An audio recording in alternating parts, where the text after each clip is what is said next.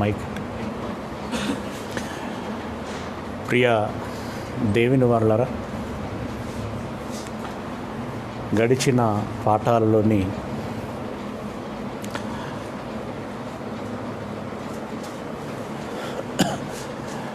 కొన్ని ప్రశ్నలు మనకు మిగిలిపోయాయి.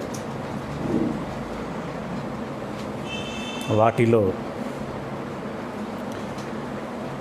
ఆదాము అవ్వల కోసము మంచి ఉద్యానవనమును ఏర్పాటు చేసినటువంటి దేవుడు తన పిల్లల మీద ప్రేమ ఉన్నటువంటి వాడైతే మరణమునకు కారణమయ్యేటువంటి మంచి చెడుల తెలివిని ఇచ్చేటువంటి వృక్షమును ఎందుకు వేసినట్లు అనేటువంటి ప్రశ్న ఉత్పన్నమవుతూ ఉంటుంది. ప్రియులరా, దాని గురించినటువంటి వివరణ ఈ దినమున మనం తెలుసుకునేటువంటి ప్రయత్నం చేద్దాం. మన పాఠం పేరు ఏదెను వనములో మంచి చెడుల ఫలాలను ఇచ్చేటువంటి వృక్షమును దేవుడు ఎందుకు నాటినట్లు. ఏదెను వనములో మంచి చెడుల తెలివిని ఇచ్చేటువంటి పండ్ల చెట్టును దేవుడు ఎందుకు పెట్టినట్లు. ప్రియ దేవుని వారలారా, క్రీస్తును బైబిల్ని ఎరిగినటువంటి క్రైస్తవులకి, ఎరగనటువంటి అన్యజనులకి పురాతన కాలం మొదలుకొని నేటి వరకు ఈ ప్రశ్నగానే మిగులుతూ వస్తున్నది. ఇది ఎరగకుండానే మరణిస్తున్నటువంటి వారు ఎంతోమంది. ప్రియ దేవుని వారలారా, ఆది దంపతులు ఏదెను తోటలోని పండును తిని పాపము చేసి మనుషులందరికీ ఆ పాపము సంక్రమించేటువంటి విషయానికి కారకులయ్యారు. మరణము ప్రాప్తించటానికి కారకులయ్యారు. దేవుడే గనక చెట్టు వేయకపోయి ఉంటే ఆదాము అవ్వలు ఆ పండును మరే కాదు,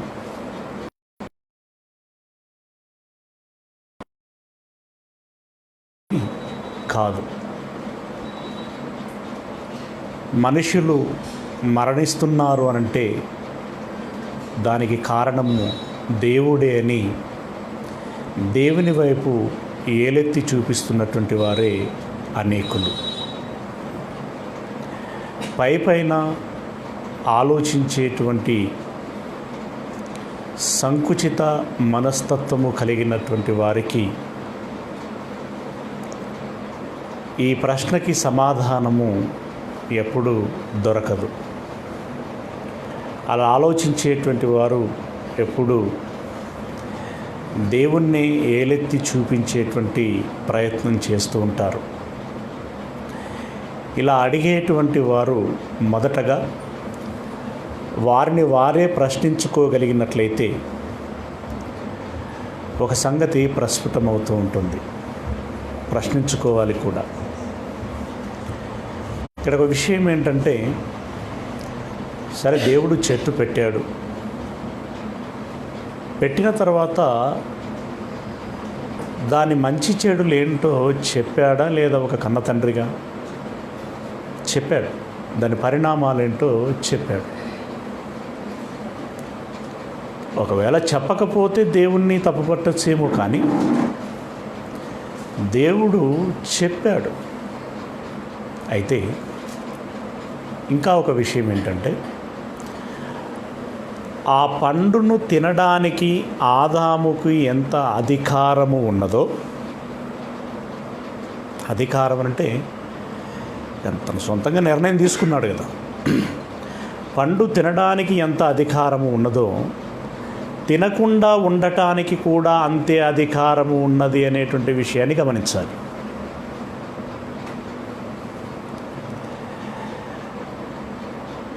తింటే ఎందుకు తిన్నావురా అని అప్పుడే నిలదీసినటువంటి వారు ఎవరు లేరు. అంటే తింటున్నప్పుడే చేతిలోని పండు లాక్కునేటువంటి వారు ఎవరు లేరు. అలాగే తినకుండా ఉంటున్నప్పుడు నీ నోట్లో పెట్టి తోసేవారు కూడా ఎవరు లేరు.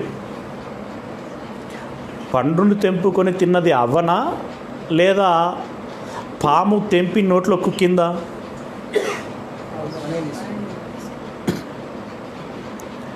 తినకూడదని దేవుడు చెప్పాడు, తినొచ్చని పాము చెప్పింది. నిర్ణయం ఎవరు తీసుకున్నారు? అదే నేను అనేది. తినడానికి వారికి ఎంత అధికారం ఉన్నదో తినకుండా ఉండటానికి కూడా వారికి అంతే అధికారం ఉన్నది. తినడానికి ముందుకు వచ్చినటువంటి జ్ఞానం తినకుండా ఉండటానికి ఎందుకు ముందుకు రాలేదు? ఆ సోయి ఎందుకు రాలేదు?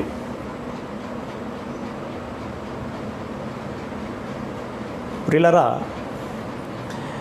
పోలీస్ స్టేషన్లో ఖైదీని విచారణ చేస్తూ, ఒరే ఎందుకు దొంగిలించావు అంటే, అది ఉన్నది కనుక దొంగతనం చేసిన అని అంటే ఎలా ఉంటుంది? వస్తువు ఉన్నది కనుక దొంగిలించాను, విషయం ఉన్నది కనుక తాగాను అనేటువంటి విషయం ఎలాగుంటుందో, పండు ఉన్నది కనుకనే ఆదాము తిన్నాడు అనేటువంటి విషయం కూడా అలాగే ఉంటుంది. ఉంటాయి, సర్వం ఉంటాయి. నీకు తెలివి లేదా? నీవు ఆలోచించుకునవా? నీ విచక్షణని ఉపయోగించుకోవా? ప్రియా దేవుని వారలరా, లోకములో ప్రస్తుతము మనం చూస్తే మంచి చెడుల మిళితముగా ఎన్నో మనకు ఎదురొస్తూ ఉంటాయి. అందులో ఏది ఎంచుకోవాలి అనేటువంటి విషయం మన ఇష్టాయిష్టాల మీద, మన విచక్షణ మీద ఆధారపడి ఉంటుంది. మద్యం షాపు ఉన్నది కనుక నేను పీకల దాకా తాగొచ్చాను అని అంటే ఎలా? వ్యభిచార కొంపలు ఉన్నాయి కనుక అక్కడ నేను రాత్రి గడిపొచ్చాను అని అంటే ఎలా? కత్తి ఉన్నది కనుక పొడిచాను అని అంటే ఎలా?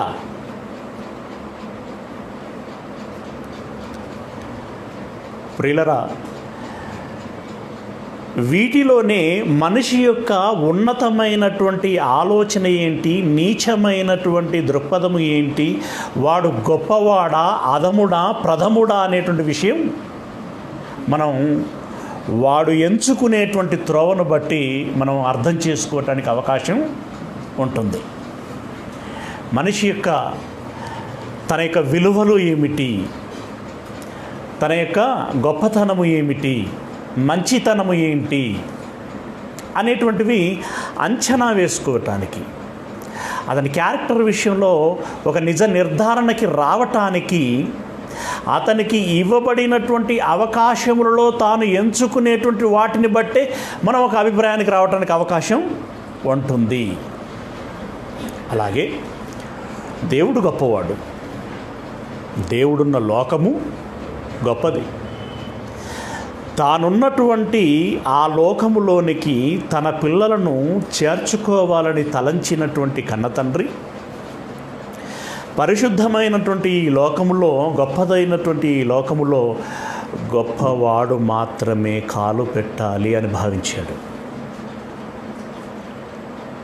నేను గొప్పవాడిని గనక, చాలా సందర్భాల్లో చెప్తూ ఉంటాడు, నేను పరిశుద్ధులను గనక, నేను వెలుగై ఉన్నాను గనక, నేను గొప్పవాడను గనక నా పిల్లలు కూడా గొప్పవారై ఉండాలి.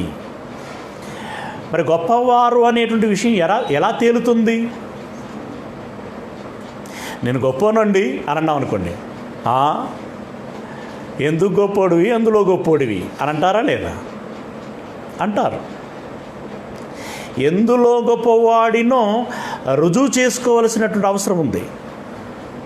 నేను గొప్పోడిని అని ప్రకటించుకుంటున్నప్పుడు ఎందులో గొప్పోడిని అనేటువంటి విషయాన్ని చెప్పవలసినటువంటి అవసరత ఉంటుంది. అలాగే దేవుడు తన కుమారుడు గొప్పవాడు అనేటువంటి విషయం సాటి సమాజానికి, అలాగే సవాలు విసిరినటువంటి సాతానికి చెప్పుకోవలసినటువంటి అవసరం ఉంది. అంతకంటే ముఖ్యముగా ఎవరికి చెప్పినా చెప్పకపోయినా నిజానికి నిజముగా పరలోకములో కాలు పెట్టవలసినటువంటి వాడు గొప్పవాడే, గొప్పవాడుగా ఉండవలసిందే. కాబట్టి ఆ గొప్పతనమును పరీక్షించటం కోసం దేవుడు ఈ పరీక్ష పెట్టవలసినటువంటి అవసరత వచ్చింది. అంటే గొప్పవాడు, ఇది ఒక ఆధ్యాత్మిక మానవీయ విలువలతో కూడిన నీతి, నిజాయితీ, న్యాయబద్ధ స్కేలుతో కూడినటువంటి, కొలమానముతో కూడుకున్నటువంటి విషయముగా తేల్చబడేటువంటిది. అందును బట్టి దేవుడు ఏం చేశాడు అనంటే, చెడు చేయడానికి ఏమాత్రము అవకాశమే లేనప్పుడు వాడు చెడు చేయలేదు అని చెప్పటములో విశేషమేమీ లేదు, గొప్పతనమేమీ లేదు. చెడు చేయడానికి అవకాశము ఉండి కూడా నిగ్రహ శక్తిని పెంపొందించుకొని తన శరీర అవయవాలన్నిటినీ కూడా తన అదుపు ఆజ్ఞలలో పెట్టుకొని నియంత్రణలో ఉండి తిన్ననైనటువంటి ఆ చక్కని మార్గములో వెళ్ళగలిగినటువంటి వాడే గొప్పవాడవుతాడు. సింపుల్గా మిమ్మల్ని అడుగుతున్నాను, సమాధానం చెప్పాలి. చెడు చేయడానికి అవకాశము ఉండి చెడు చేయనటువంటి వాడు గొప్పవాడా? అసలు చెడు చేయడానికి అవకాశమే లేనప్పుడు నేను చెడు చేయలేదు, నేను గొప్పోన్ని అని అనటం గొప్పవాడవుతాడా? ఏమండి? చెడు చేయడానికి అవకాశము ఉండి చెడు చేయనటువంటి వాడు గొప్పవాడు. అర్థం చేసుకోవటానికి ఒక ఉదాహరణ ఏంటంటే, ఒక సామాన్యమైనటువంటి ఉద్యోగి ఉన్నాడు. అతడు తన ఉద్యోగం కోసం ప్రతి దినము ఒక వీధి గుండా కాసంత దూరం నడిచి ఆ పిమ్మట బస్సు ఎక్కి వెళ్ళేటువంటి వాడు. ఇది ఒక 10 సంవత్సరములుగా జరుగుతున్నటువంటి తన ప్రయాణం. అయితే తాను నడిచి వెళ్ళేటువంటి మార్గములో ఒక బ్యాంకు ఉంది. బ్యాంక్ అన్నప్పుడు దానికి సెక్యూరిటీ ఉంటారు. ఇతడు రోజు 9-10 గంటల ప్రాంతంలో వెళుతూ మరలా సాయంకాలము 5-6 గంటల ప్రాంతంలో తిరిగి వస్తున్నటువంటి క్రమంలో అక్కడ ఉండేటువంటి సెక్యూరిటీ తనకు యాదృచ్ఛికంగానే పరిచయము గావించబడ్డారు, పరిచయం అయ్యారు. అలా వస్తూ పోతూ నమస్తే, బాగున్నారా, ఇంట్లో అంత కులాసేనా, భోజనం చేశారా, ఇలా రకరకాలైన పలకరింపులు ఉండేటువంటివి. ఇలా సంవత్సరాలు గడిచిపోయాయి. ఒకానొక దినమున సాయంకాల సమయం నందు ఇంటికి తిరిగి వస్తున్నటువంటి వేళ అక్కడికి ఆ బ్యాంకు యొద్దకు రాగానే సహజంగానే తన దృష్టి అటు మళ్ళటం, కనిపించవలసినటువంటి తన పరిచయస్తుడు అయిన ఆ సెక్యూరిటీ కనిపించకపోవటం. ఆశ్చర్యపడ్డాడు, ఏమయ్యాడు ఇతను అని చెప్పి కాస్త పరికించి చూశాడు. ఎక్కడా కనిపించలేదు. అలా చూస్తూనే దగ్గరికి వెళితే బ్యాంకు ద్వారము కూడా తెరవబడే ఉన్నది. ఇదేంటి ఈ సమయంలో 6 గంటల వేళ ఏనాడు ఇలా తెరిచి ఉండలేదు, తెరిచి ఉంది ఏంటి అని ఒక ఆశ్చర్యార్థకమైనటువంటి వదనంతో లోనికి వెళ్ళాడు. నిశ్శబ్దం, ఎవరూ లేరు, వాస్తవానికి ఎవరు లేరు. చుట్టూ చూశాడు. ఎన్నో రకాలైనటువంటి ఆలోచనలు చుట్టుముట్టాయి.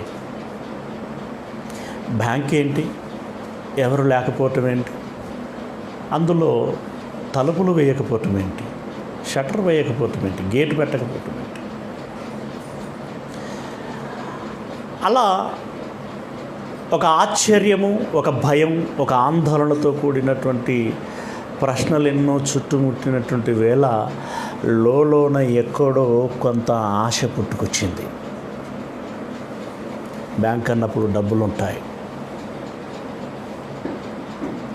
ఎవరూ లేనటువంటి ఈ సమయంలో మనకిదో చక్కని అవకాశం కదా అని అనుకున్నాడు. వెంటనే అందిన కాడికి పట్టుకొని వెళ్ళిపోయాడు. ఇక తర్వాత సహజంగానే జరిగేటువంటి విచారణ, ఆ సీసీ కెమెరాలు, రకరకాల ఫింగర్ ప్రింట్స్ ఇవన్నీ చేయబడ్డాయి. ఈ వ్యక్తి ఎవరో దొరికిపోయాడు. ఇప్పుడు నేరస్తుడిగా సభ్య సమాజానికి కనపరచబడ్డాడు. ఇప్పుడు నేరస్తుడు అని ఈ సమాజానికి ఎప్పుడు తెలిసింది?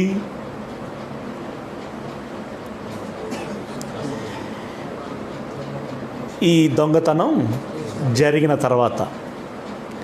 కానీ 10 సంవత్సరాల వ్యవధిలో, ఈ దొంగతనం జరగడానికంటే ముందు ఉన్నటువంటి 10 సంవత్సరాల వ్యవధిలో ఎన్నడైనా బ్యాంకు దోపిడీ అతడు చేశాడా అంటే ఆ రికార్డు ఏమీ లేదు.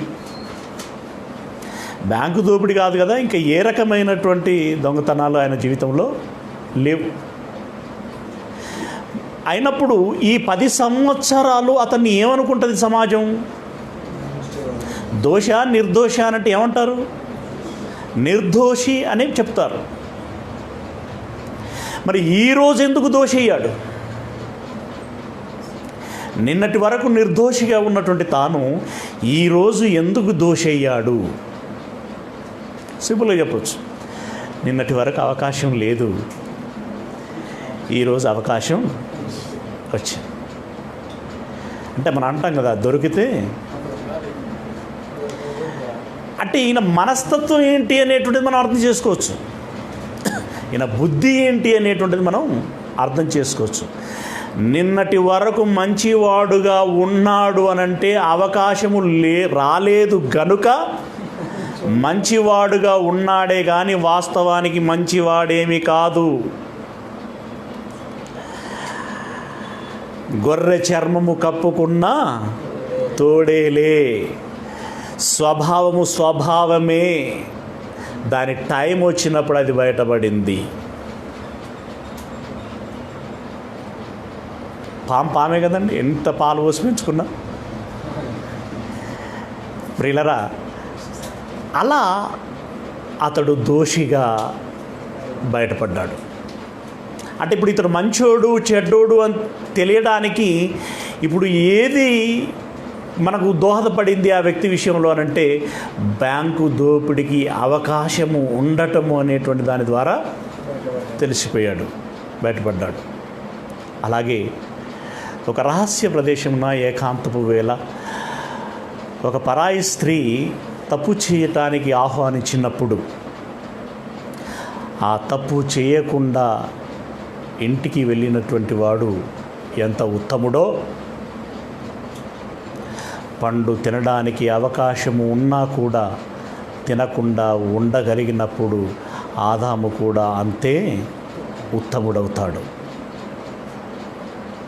పిలిచింది కనుక నేను పోయాను, బ్యాంకు ద్వారం తెరిచి ఉన్నది కనుక నేను తీసుకున్నాను. ఇవన్నీ చీఫ్ వర్డ్స్, చీఫ్ థింకింగ్ అది. ప్రియులరా, దేవుడు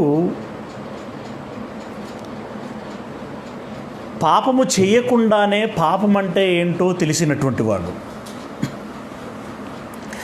నేరము చేయకుండానే మంచి అంటే ఏంటి, చెడు అంటే ఏంటి తెలిసినటువంటి వాడు.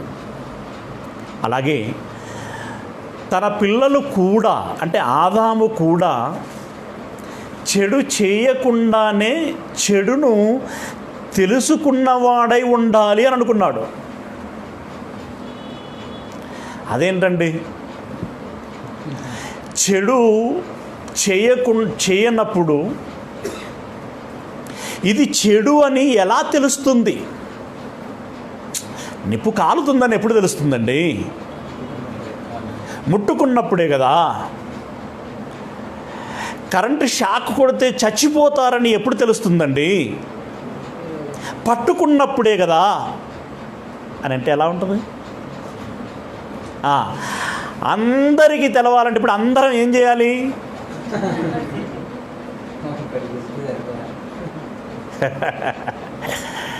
అప్పుడు అందరి పరిస్థితి ఏంటి? ప్రియులరా, మనం మన పిల్లలకి చెప్తాం, ఒరే ఆ సాకెట్లో ఏలు పెట్టకు, షాక్ వస్తుంది, చచ్చిపోతావు అని చెప్తాం. చచ్చిపోతారని గ్యారంటీ ఏంటి అన్నాడు అనుకో, శంపమించాలి ఒకటి ఎత్తాం.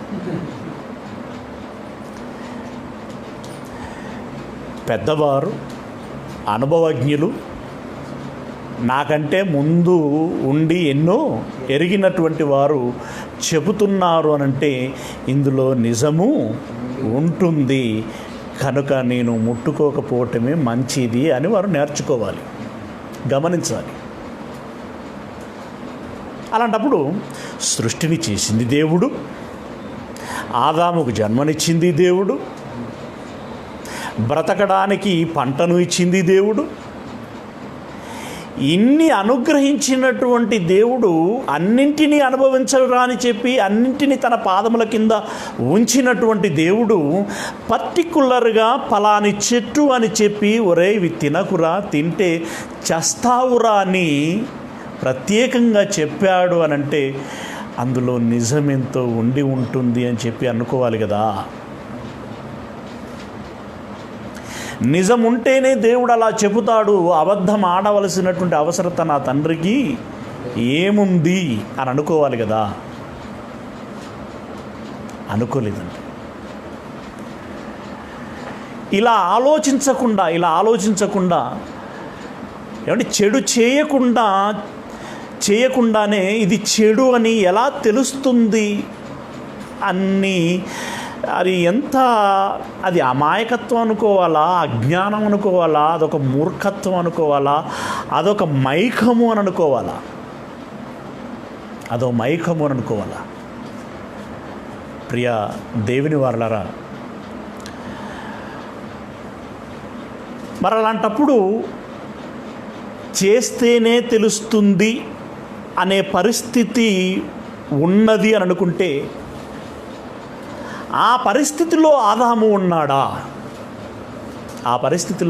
ఉన్నాడా అనంటే ఆదాముని గురించి మనం ఆలోచిస్తే ఆదాము తాను పుట్టిన తర్వాత తనకు ఒక సహాయం చేయాలని దేవుడు భావించిన తర్వాత ఏం చేశాడండి? మత్తు సూది ఇచ్చాడు. అప్పుడు సూదులు ఎక్కడి అనగండి, గాఢ నిద్ర అంటే ఏంటనుకుంటున్నారు? అది మత్తు ఇచ్చాడు. అప్పుడు ఆదాము సోయి తప్పాడు. సోయి తప్పడం అంటే స్పృహ కోల్పోయాడు. రైట్. అప్పుడు ఏం చేశాడు? దేవుడు కత్తి తీసుకొని ఈ పక్క కోసి ఆ ఎముకను విరగ్గొట్టి బయటికి తీశాడు. మళ్ళీ కుట్లేశాడు. ఆ ఎముకను మాత్రం చక్కని అందమైనటువంటి స్త్రీ రూపంగా అవను తయారు చేశాడు. ఈలోపు ఆదాము గారికి మత్తు దిగిపోయింది, మెలకు వచ్చింది. కళ్ళ ముందు స్త్రీని ప్రత్యక్షపరిచాడు. ఆదాము, ఈమె ఎవరో చెప్పగలవా అని అన్నాడు. ఆదాము ఏమన్నాడు అప్పుడు? అదేంటి దేవా, నాలోని భాగాన్ని నేను గుర్తుపట్టలేకపోతానుకున్నావా? ఏమన్నాడు? నా ఎముకలలో ఎముక, మాంసములో మాంసము నరుని నుండి తీయబడింది గనుక ఈమె నారి అనబడును అని అన్నాడు. అంటే స్పృహ లేనప్పుడు ఇవన్నీ ఏం చూడరు కదా, ఇవేం తెలియవు కదా. అయినప్పుడు ఆదాము ఎలా చెప్పగలిగాడు? దీన్ని బట్టి ఆదాముకు ఉన్నటువంటి దివ్య దృష్టి ఎంత గొప్పది అనేటువంటి విషయాన్ని మనం ఇక్కడ అర్థం చేసుకునేటువంటి ప్రయత్నం చేయాలి. రైట్? ఆయనకున్నటువంటి దివ్య దృష్టి అద్భుతమైనటువంటిది. తనకు తెలియకుండానే రూపింపబడినటువంటి ఒక రూపాన్ని గురించి అంత చక్కగా ఖచ్చితంగా చెప్పగలిగినటువంటి ఆదాము పండు తింటే పరిస్థితి ఏంటి అనేటువంటి విషయాన్ని అర్థం చేసుకోలేనంత అమాయకత్వంలో ఉన్నాడా? నెవర్. ఉండటానికి అవకాశం లేదు. తెలుసు ఆయనకి తెలుసు. తెలిసి ఎందుకు తిన్నాడు? తెలిసి ఎందుకు తిన్నాడు అనేటువంటిది ఒక ప్రశ్న అయితే, అసలు తినకుండా దేవుడు చేయొచ్చు కదా. దేవుడే తినకుండా చేయొచ్చు కదా. ప్రియ దేవుని వారలరా, తినకుండా దేవుడు చేయొచ్చు. ఈ ఫ్యాన్ తిరగకుండా ఇప్పుడు మనం చేయొచ్చు. టీవీలో బొమ్మ రాకుండా చేయొచ్చు, మోటార్ నడవకుండా చేయొచ్చు, ఏమైనా చేయొచ్చు. అయినప్పుడు అది తన స్వనిర్ణయంతో కాకుండా, సొంత విచక్షణతో కాకుండా, భావోద్వేగము కలిగినటువంటి ఒక దైవికమా లేదంటే మానవత్వమా అనేటువంటి హృదయ స్పందన లేనటువంటి విధానములో ఏదైనా ఉన్నది అనంటే దాని యాంత్రికత్వం అంటామే కానీ మానవీయమనో దైవత్వమనో లేదంటే మనిషి తత్వమనో చెప్పటానికి అవకాశము ఉండదు. ప్రియ దేవుని వారలరా, దేవుడు యంత్రం కాదు కదండి. దేవుడు ఒక శక్తి. దేవుడు ఒక మనసున్నటువంటి వాడు, ఒక హృదయం ఉన్నటువంటి వాడు, ఒక భావోద్వేగం ఉన్నటువంటి వాడు కదా. అయినప్పుడు తన పిల్లలు కూడా అలాంటి సహజ సిద్ధమైనటువంటి మనస్తత్వములు కలిగిన వారయ్యే ఉండాలి. లేకపోతే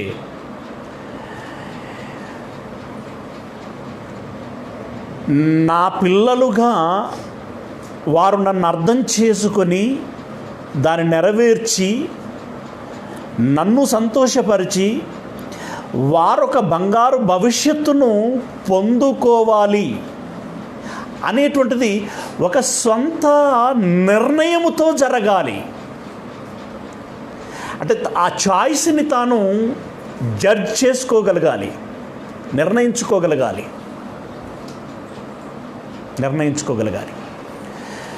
అంటే దీన్ని మనం ఎలా అర్థం చేసుకోవాలి అంటే, పిల్లోడికి గోరుముద్దలు తినిపించేటువంటి అమ్మని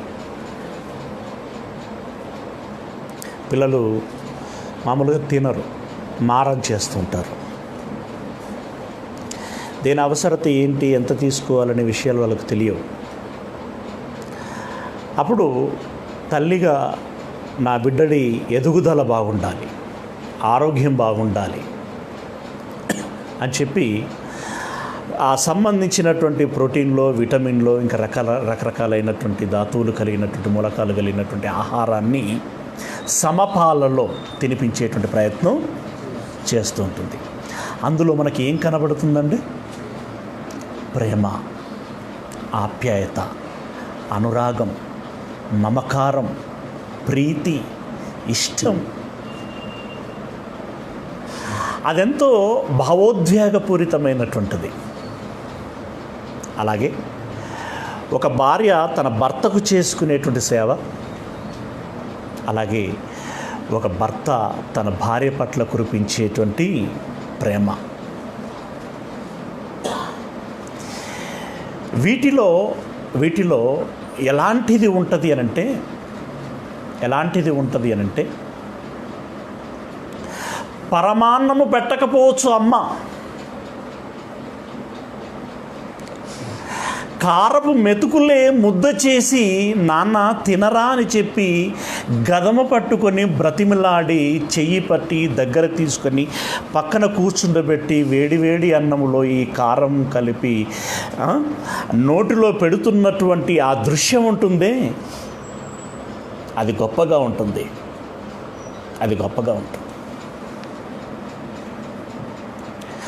అనారోగ్యం బారిన పడి మంచాన పడినప్పుడు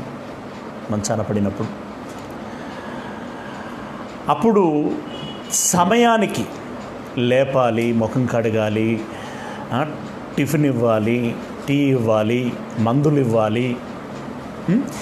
ఇవన్నీ చేసేటువంటి ఆ సేవలో ఒక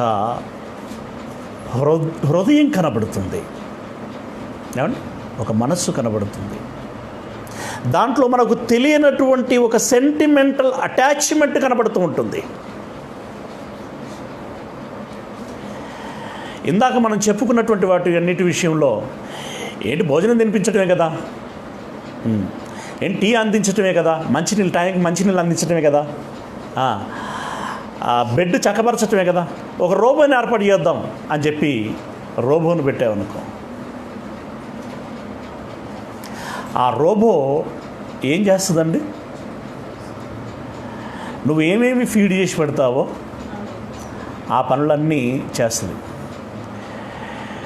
గుక్క తర్వాత గుక్క తాగాలి తనకు అప్పుడు నీళ్ళు అవసరం ఉన్నాయా, లేదంటే టీ అవసరం ఉందా, లేదంటే ఇంకా తనకున్నటువంటి సమస్యలు ఏంటి, అప్పుడే వచ్చినటువంటి సమస్య ఏంటి, తానేం చెప్పదలుచుకుంటున్నాడు, తనకి ఏం కావాలి, ఇవేం అర్థం చేసుకోగలుగుతుంది? బటన్ నొక్కితే ఫ్యాన్ తిరిగినట్టుగా, బటన్ నొక్కితే బల్బు వెలిగినట్టుగా, నువ్వు రిమోట్ ఆన్ చేస్తే అది నీళ్ళ బాటిల్ పట్టుకొస్తుంది, రిమోట్ ఆన్ చేస్తే టీ పట్టుకొస్తుంది. కానీ ఇందులో మానసికపరమైనటువంటి భావోద్వేగాలేమీ ఉండవు. అదంతా యాంత్రికత్వంగా ఉంటుంది.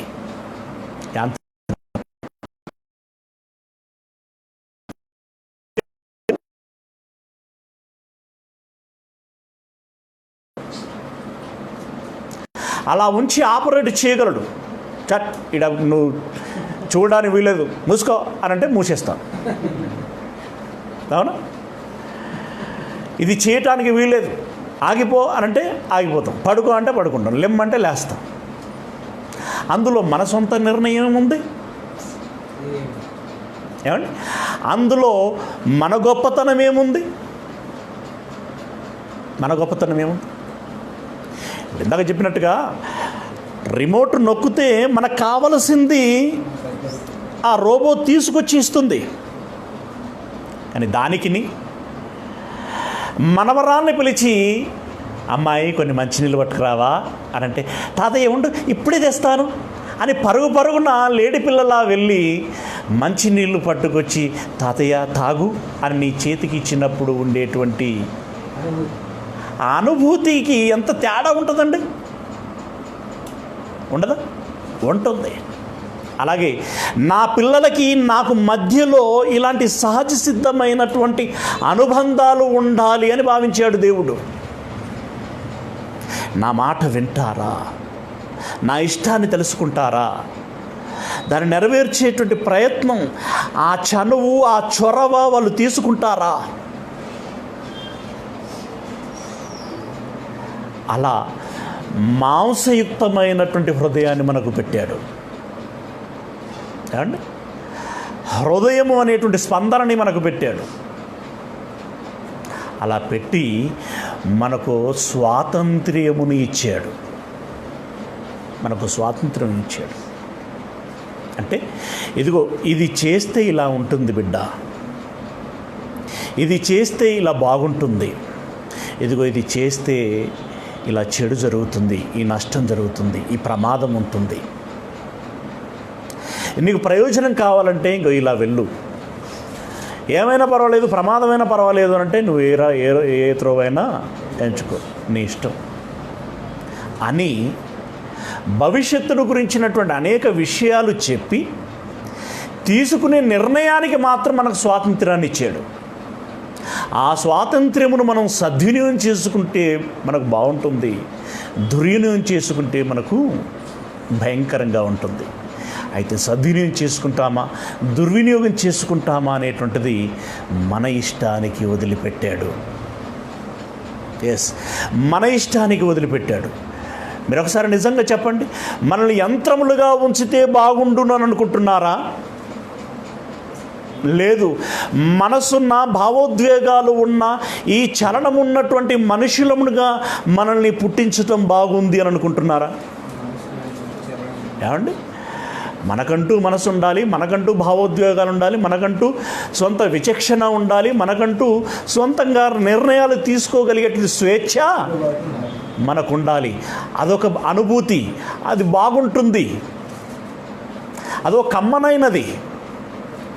కమ్మనైనది, మధురంగా ఉంటుందండి, తీపిగా ఉంటుంది. దేవుడు స్వాతంత్రాన్ని ఇచ్చాడు. ఆ స్వాతంత్రం ఒకసారి చూడండి. మీరు గలతీలో రాసినటువంటి పత్రిక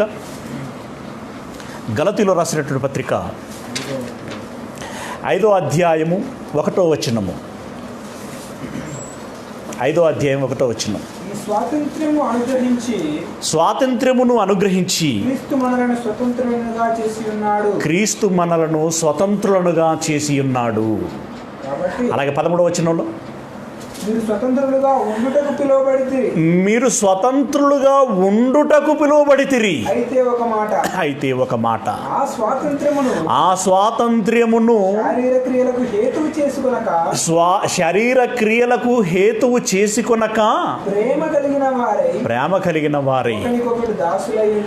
ఏమండి, మీరు స్వతంత్రులుగా ఉండుటకు పిలువబడితిరి, మిమ్మల్ని స్వతంత్రులుగా నేను చేశాను, అయితే ఆ స్వాతంత్రాన్ని మీరు దుర్వినియోగము చేసుకొనకండి, దాన్ని సద్వినియోగం చేసుకోండి అన్నాడు. ఆ ఇవ్వబడినటువంటి స్వాతంత్ర్యమును ఆదాము దుర్వినియోగం చేసుకున్నాడు. నాకు తినే అధికారం ఉంది అనుకున్నాడు, తినకుండా ఉండే అధికారం కూడా నాకు ఉంది, అయితే నేను తింటాను అనేటువంటి దాన్నే ఆయన అవకాశంగా తీసుకున్నాడు. ఎందుకంటే ఇచ్చింది ఎవరు? తన లవ్లీ వైఫ్. ఆదాము గారి లవ్లీ వైఫ్ అండి. ఆమె ఇస్తే కాదనలేకపోయాడు. ఆ ప్రేమలో ఏమైంది? మైకం కమ్మింది. ప్రియులరా, అలా ఇప్పుడు పాము అవకు ఆశ పెట్టింది. మీకు మంచి చెడులు తెలుస్తాయి, దేవతల వలె అవుతారు అనగానే ఓహో అని ఒక ఆశను పెంపొందించుకున్నది. ఆశను పెంపొందించుకొని మోసపోయింది ఆమె. భార్య ప్రేమలో కాదనలేకపోయాడు ఈయన. మెట్టికి ఇద్దరు దెబ్బతిన్నారు. అంటే వారికి ఉన్నటువంటి స్వాతంత్రాన్ని వారు దుర్వినియోగం చేసుకున్నారు. ఇది తెలియనటువంటి అమాయకులు చాలామంది తప్పును దేవుని మీద రుద్దేటువంటి ప్రయత్నం చేస్తున్నారు. చేతగాని ప్రతివాడు చివరికి చెప్పే మాట ఇదే. ఏం చేతగాని ప్రతివాడు? నిగ్రహంగా ఉండడం చేతకానటువంటి ప్రతివాడు, పాపం చేయకుండా ఉండటం చేతకానటువంటి ప్రతివాడు, మంచి చేయాలనేటువంటి తాపత్రయంలో ఉండలేనటువంటి ప్రతివాడు చెప్పేటువంటి మాట ఇది. ప్రియ దేవుని వల్లరా, మనకు తెలిసిందే పండు తినొద్దని చెప్పాడు, కానీ పాము తినమన్నది, తిన్నది, ఆయనకి ఇచ్చింది, ఆయన గారు కూడా తిన్నారు. తర్వాత దేవుడు తెలిసి వచ్చి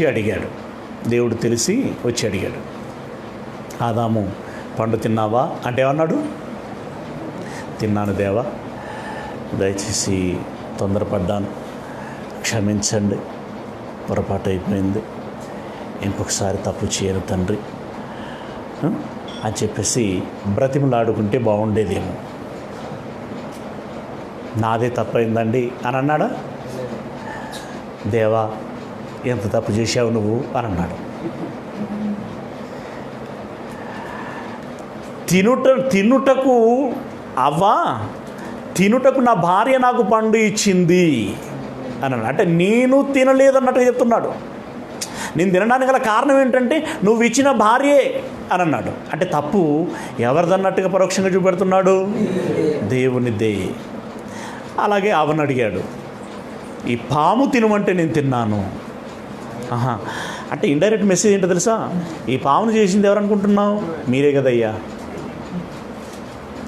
అలా తప్పును దేవుని మీద నెట్టేసేటువంటి ప్రయత్నం చేశారు వీళ్ళు. అంటే ఇక్కడ వీళ్ళ బుద్ధి ఏంటి అనేటువంటిది మనం అర్థం చేసుకునేటువంటి ప్రయత్నం చేయాలి. అలాంటి పరిస్థితుల్లో వీళ్ళు అంటున్నట్టుగా సోకాల్డ్ ప్రజలు ఎవరైతే అంటున్నారో వాళ్ళు అనుకుంటున్నట్టుగా దేవుడే గనక చెట్టు వేయకుండా ఉంటే, సాతాన్ని లేదా పాముని వాళ్ళ ఎదుకు పంపించకుండా ఉంటే ఇక పండు తినే అవకాశమే లేదు. పండే తినకపోతే పాపం లేదు, పాపమే లేకపోతే మరణము లేదు. అందరూ అమరులే, అందరికీ నిత్య జీవేమి. భూతలమే ఒక స్వర్గధామం. రైట్? ఎప్పుడు వచ్చినట్టుగా చల్లపూట వచ్చి ఆదామును చూసి జాలిగా, ఆదాము అంత కుశలమేనా నాయనా, మీరు ఇప్పుడు ఈరోజు ఇలా ఉన్నారు, కానీ గతంలో నాకు ఒక ఆలోచన వచ్చి ఉండే, నేను ఒక చెట్టు వేద్దామనుకున్నాను, కానీ వేసుంటే కనుక మీరు తినేవారు, తింటే మరణించేవారు, నేను పెట్టిన పరీక్షలో ఫెయిల్ అయ్యి మీరు నరకానికి వెళ్ళేటువంటి వారు అని అన్నాడు అనుకోండి. అప్పుడు ఆదాము వాళ్ళు ఏమనేవారో తెలుసా? ఎందుకంటే వీళ్ళ నైజం ఏంటో మనకి ఇప్పుడు తెలిసింది.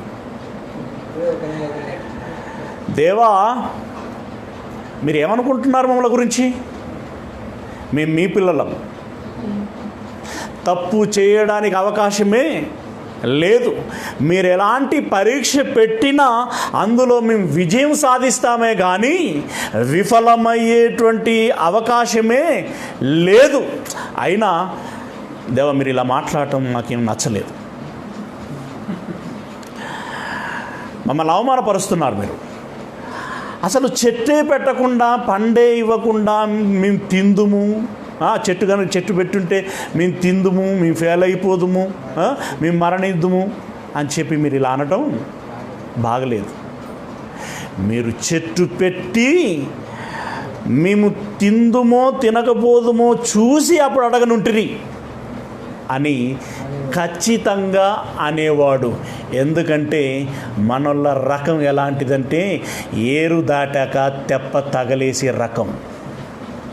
ఇలాంటి తంత్రగాలను పరలోకానికి చేర్చుకోవటానికి దేవునికి ఇష్టం లేదు. అందుకే దేవుడు చెట్టు వేయవలసి వచ్చింది. ప్రియ దేవుని వల్లరా, ఈ లోకంలో పండితులు ఎవరో, యోగ్యులు ఎవరో, గొప్పవారెవరో తేలాలి అంటే కొన్ని రకాలైనటువంటి పరీక్షలు ఉంటాయి. చివరికి ఉద్యోగం పొందాలనుకుంటే కూడా పరీక్షలు ఉంటాయి. ఈరోజు ప్రతిదానికి కాంపిటేటివే, ప్రతిదానికి పరీక్షే.